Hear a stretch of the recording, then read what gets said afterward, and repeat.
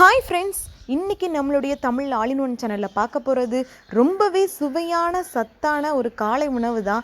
அது பேர் என்னன்னு கேட்குறீங்களா? கறி அடைன்னு வந்து சொல்லுவாங்க.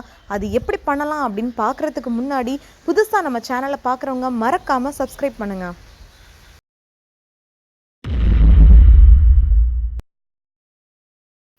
இந்த கறி அடைக்கு தேவையான பொருட்கள் ஃபஸ்ட்டு என்னலாம் அப்படிங்கிறத வந்து பார்க்கலாம். அரிசி மாவு எடுத்துருக்கிறேன் 400 கிராம். இது படிக்கணக்கில் சொல்லணும்னா காப்படி வந்து வரும். அப்புறம் பார்த்திங்கன்னா ஒரு அரை முடி தேங்காய் வந்து துருவி வந்து வச்சுருக்கிறேன். அப்புறம் 1 டீஸ்பூன் மஞ்சத்தூள் எடுத்துருக்கிறேன். கீரைப்பொடி 2 டீஸ்பூன் வந்து எடுத்துருக்கிறேன். அப்புறம் மிச்சம் இருக்கிற நான் கறி தான் வச்சு இந்த கறியடை வந்து செய்ய போகிறேன். கறி எவ்வளோத்துக்கு அதிகமாக இருக்குதோ அவ்வளோத்துக்கு அது டேஸ்ட்டாக வந்துருக்கும். நெக்ஸ்ட்டு ஒரு கைப்பிடி அளவுக்கு கருவேப்பிலை எடுத்துருக்கிறேன். அப்புறம் வந்து 2 பல்லாரி வந்து எடுத்துருக்கிறேன். அது மீடியம் சைஸ் இருந்தால் போதுமாக இருக்கும். ஒரு பச்சை மிளகாவும் கட் பண்ணி வச்சுருக்கிறேன். அப்புறம் ஒரு முட்டையும் வந்து எடுத்துருக்கிறேன். இவ்வளோ தான் இந்த கறி அடைக்கு நம்ம சேர்க்க போகிற இன்க்ரீடியன்ட்ஸ்.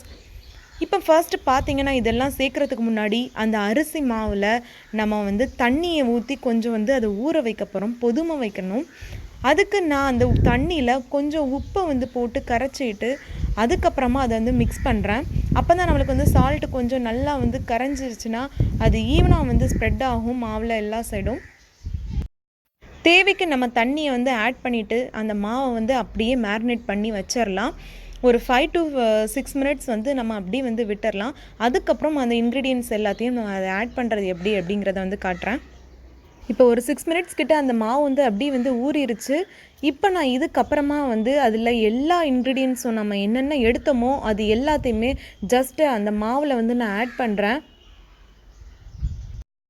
அந்த மாவு ஊறிட்டுருக்கிற டைம்லையே நம்ம வந்து கறி எல்லாத்தையும் சின்ன சின்ன பீசஸாக வந்து அதை பிச்சு வந்து வச்சிடலாம். இது நான் 1 டே முன்னாடி நம்ம வீட்டில் வந்து செஞ்ச கறியில் தான் மிச்சம் இருக்கிறதுல தான் இந்த கறியடை வந்து செய்கிறேன். அப்படி வந்து நம்மளுக்கு இந்த கறி அடைக்கு கறி இல்லை அப்படின்னா நம்ம தனியாக அதை வந்து மசாலா எல்லாம் சேர்த்து கறியை வரட்டிட்டு கூட இப்படி பண்ணலாம். பட் நம்ம இது வந்து எக்ஸ்ட்ரா மிச்சம் இருக்கிற டைம் வந்து செஞ்சோன்னா நம்மளுக்கு ரொம்ப வந்து ஈஸியாக வந்து இருக்கும்.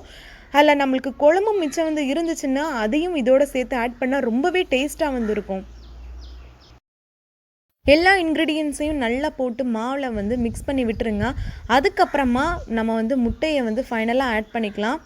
அந்த முட்டையும் சேர்த்ததுக்கு அப்புறமா அதையும் நல்லா வந்து மிக்ஸ் பண்ணி விட்டுட்டு இப்போ நம்ம வந்து மறுபடியும் வந்து ஒரு மேரினேட் பண்ண போகிறோம். இது செய்கிறதுக்கு முன்னாடி ஒரு 10 மினிட்ஸ் இது அப்படியே வந்து ஊறிடுச்சுன்னா நல்லாயிருக்கும். அதில் உப்பு காரம் எல்லாமே வந்து பிடிச்சிரும். இதோட நம்மளுக்கு தேவையான அளவுக்கு வந்து தண்ணி வந்து ஆட் பண்ணி அப்படி வந்து வச்சுருங்க. நான் எந்த அளவுக்கு இதோட கன்சிஸ்டன்சி இருக்கணும் அப்படிங்கிறத நான் ஃபைனலாக உங்களுக்கு வந்து காட்டுறேன். இதில் நம்ம ஆட் பண்ண கீரைப்பொடி பார்த்திங்கன்னா நான் லாஸ்ட் வீடியோவில் உங்களுக்கு வந்து அப்லோட் பண்ணியிருப்பேன். நான் இதோட டிஸ்கிரிப்ஷன்லேயும் வந்து கொடுக்குறேன் அது எப்படி நம்ம ரெடி பண்ணுறது அப்படிங்கிறத. இப்போ நான் தேவையான அளவுக்கு தண்ணி சேர்த்துட்டு அப்படியே வந்து 5 to 10 மினிட்ஸ் மேரினேட் பண்ண போகிறேன். இப்போ எனக்கு 10 மினிட்ஸ் ஆயிடுச்சு. நான் ஓப்பன் பண்ணதுக்கப்புறமா அதை நல்லா வந்து கிளறி விடுறேன். இப்போ இதோட கன்சிஸ்டன்சி வந்து பாருங்கள், ரொம்ப சாலிடாகவும் இல்லை, தண்ணியாகவும் வந்து இல்லை. இது அப்படியே நம்ம ஸ்பூனில் வந்து எடுத்து நம்ம வந்து தவாவில் வந்து அப்படியே போட்டு அப்படியே நம்ம ஸ்ப்ரெட் பண்ணி விடலாம். அந்த மாதிரி கன்சிஸ்டன்சி வர்ற மாதிரி நீங்கள் வந்து தண்ணியை வந்து ஆட் பண்ணிக்கோங்க. தவாவில் நீங்கள் இது ஸ்ப்ரெட் பண்ணுறதுக்கு முன்னாடி ஆயில் வந்து அப்ளை பண்ணிக்கோங்க. நம்ம தோசையை பெரட்டுற மாதிரி இது நல்லா கீழே வந்து பொரிஞ்சதுக்கப்புறம் அதுக்கப்புறம் நம்ம வந்து பெரட்டி வந்து எடுத்துடலாம். இது அரிசி மாவில் நம்ம செஞ்சதுனால இது சாப்பிடும்போது ரொம்பவே வந்து கிறிஸ்பியாக வந்து இருக்கும். அதுவும் நம்ம அந்த கறியோடு வந்து சேர்த்து சாப்பிடும்போது அதோட டேஸ்ட்டு வந்து சொல்லவே முடியாது, ரொம்ப நல்லா வந்து இருக்கும். இதுக்கு சைட் டிஷ்ஷுன்னு மாதிரி எதுவுமே வந்து தேவைப்படாது. அது கறி நம்ம எவ்வளோ தூரத்துக்கு அதிகமாக சேர்க்குறோமோ அந்தளவுக்கு இதோட டேஸ்ட் வந்து நல்லா இருக்கும். இது ரொம்பவே சிம்பிளாக செய்யக்கூடிய ஒரு ஸ்பெஷல் ஃபுட். ஸோ நம்ம வீட்டுக்கு வர கெஸ்ட்டுக்கு கூட நம்ம டின்னர் அல்லது பிரேக்ஃபாஸ்ட் அப்போ செஞ்சு கொடுக்கலாம். இப்போ இது ரெடி ஆயிடுச்சு, அவ்வளோதான். கீழே பொரிஞ்சதுக்கப்புறம் நம்ம அப்படியே வந்து எடுத்துடலாம். இது நிச்சயமாக உங்களுடைய குழந்தைங்களுக்கு பிடிச்ச பிரேக்ஃபாஸ்ட்டாக வந்து இருக்கும். ஸோ எல்லோரும் இதை ட்ரை பண்ணிவிட்டு உங்களுடைய கருத்துக்களை வந்து என்னுடைய கமெண்ட் செக்ஷனில் தெரியப்படுத்துங்க. இந்த வீடியோ உங்களுக்கு பிடிச்சா லைக் பண்ணுங்கள், ஷேர் பண்ணுங்கள். இன்னும் பல வீடியோஸ் பெறுறதுக்கு சப்ஸ்கிரைப் பண்ணி மறக்காமல் பெல் ஐக்கானை கிளிக் பண்ணுங்கள். தேங்க்யூ.